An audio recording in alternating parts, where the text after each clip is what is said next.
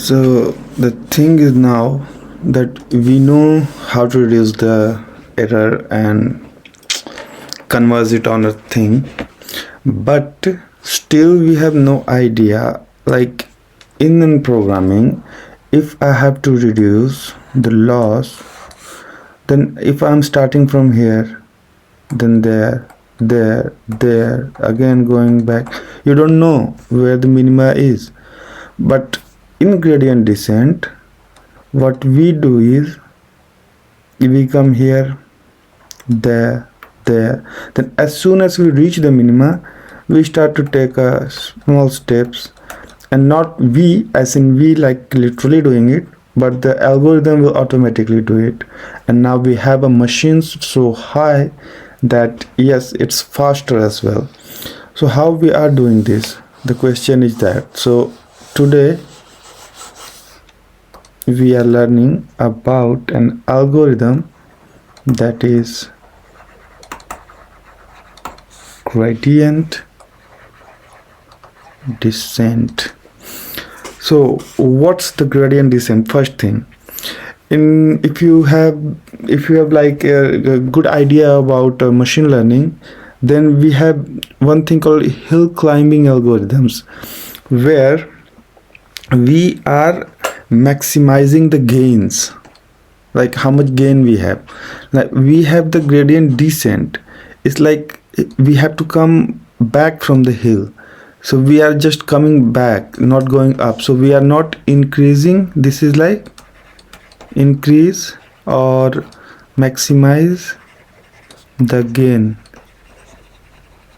So if we have to maximize it, we have to go up. We have to minimize it, then this is minimizing the loss. So this minimizing is gradient descent, and this is the hill climbing. So this is mainly the difference between those two. What is hill climbing? That we are climbing the hills. What is gradient descent? We are coming back from the hill. So we are in cases we have to increase the gain as well, but in other algorithms mostly we have to minimize the loss. If we are minimizing the loss, automatically we are maximizing the gains as well. So you know what I mean, right? This is what it is. It's smaller. Okay, so now we have the idea about what the gradient descent is. So let's talk a bit about the algorithm, like how it works. So we in a graph we will take W, and it's like anywhere, any point in the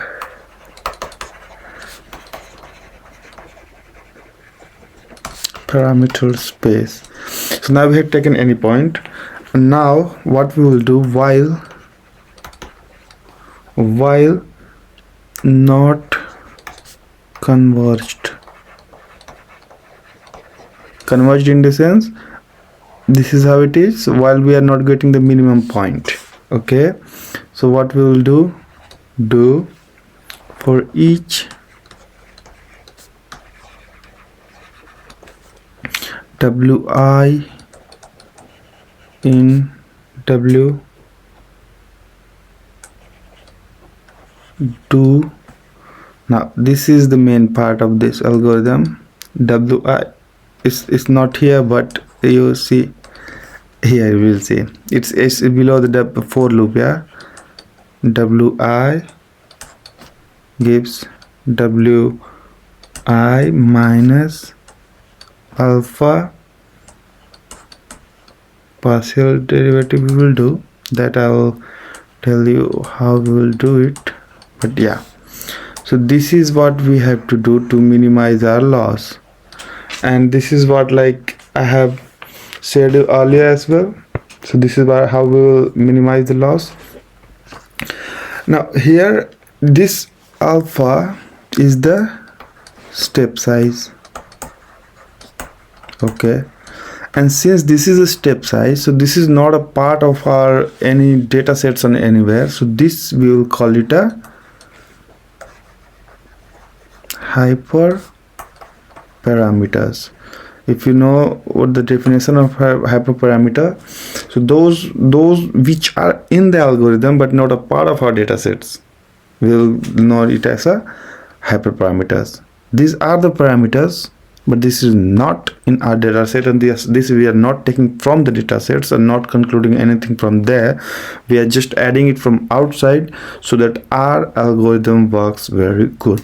So those things are called hyperparameters. Okay, so now we have one thing. Now how we are going to do this? See, now I will erase everything and you just remember that formula, okay, because we are going to use it in the end, or I will write it. Okay, I will write it here. I will write it wi minus alpha wi loss with respect to w. So now this is what we are supposed to do, but how we are getting this thing, how we are putting this thing in the algorithms, because we are not directly telling the computer sorry, I'm not directly telling to the computer that yes, okay, this is what it is and you should derive it. So what it is going to do, so what we will do is we will take this function. Okay, if you know do you know this calculus? So okay, I will tell you one thing. We have to know the chain rule of the for this first thing, chain rule. Okay, so what the chain rule does is of g, if you have to do f of x with respect to sorry, not here, it will not come here.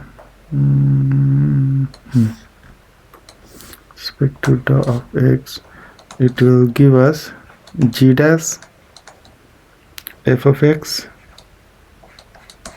whole here. First thing will come here, then what we will do, dou of f of x, dou of x. You remember this thing, this is the chain rule of the derivation. One more thing you should know, that if we have to this thing, then we what we get 2x. If it's a constant in this is 1 2 3 4 whatever it is, then we get 0, and if it's with respect to x, we get 1. This is all you have to know in this formula. Okay, chain rule, this thing. So derivative part is done, means not part is done, you know what we are doing. So okay, now let's jump into the algorithms. If you have any doubt, you can just pause it or you can come back here and watch it. This is the only derivative, this is the only calculus which we are using in this. So now wi loss of w. Okay, wi y minus hw of x whole square.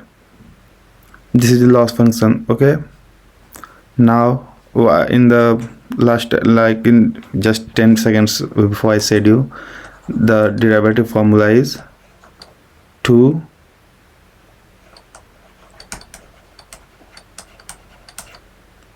got it, times, this is the square part which I have done, now times this again I will do y minus h of wx. hw is in y, man. Okay, minus hwx. Okay, now we are working on this part. This part is already decided, this part is there in the formula. So this part we can see, like, okay, we have kept it here. Okay, don't forget this part. I'll not erase it, but yeah, don't forget it.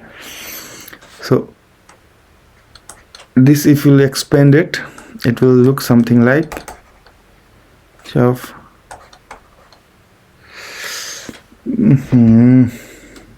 fucking h of w of x times dou of w of y minus w1 x plus w naught.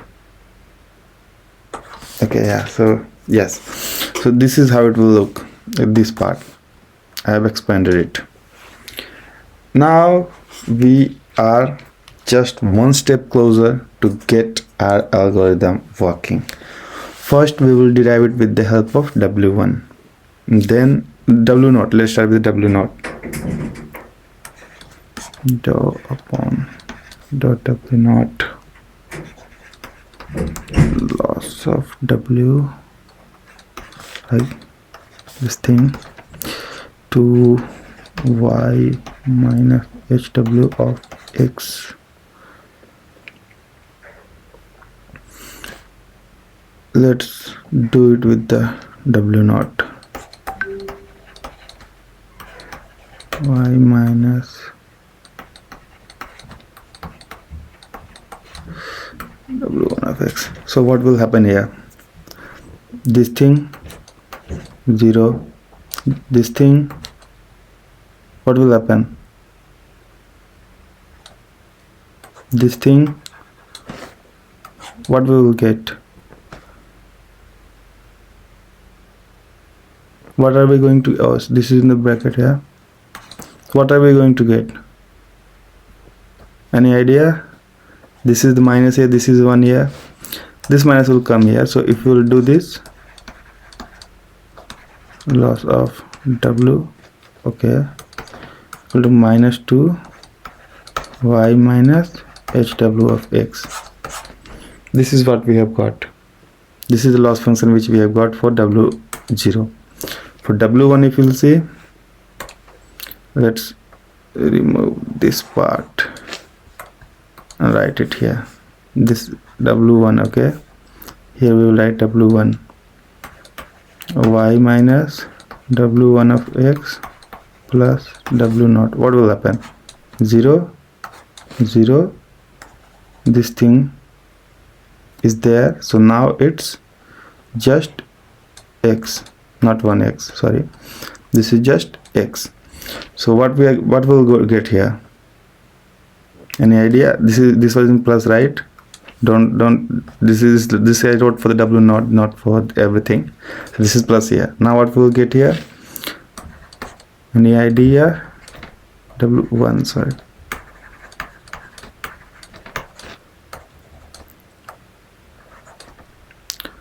minus 2 y minus times x, because this we have. Now this thing, this both things we can put in this equation, because now we have this part.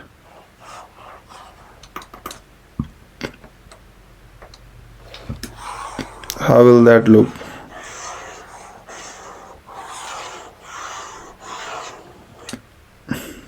By the time you might have the idea now up. If we are having the w1, we can say w1 plus alpha, and then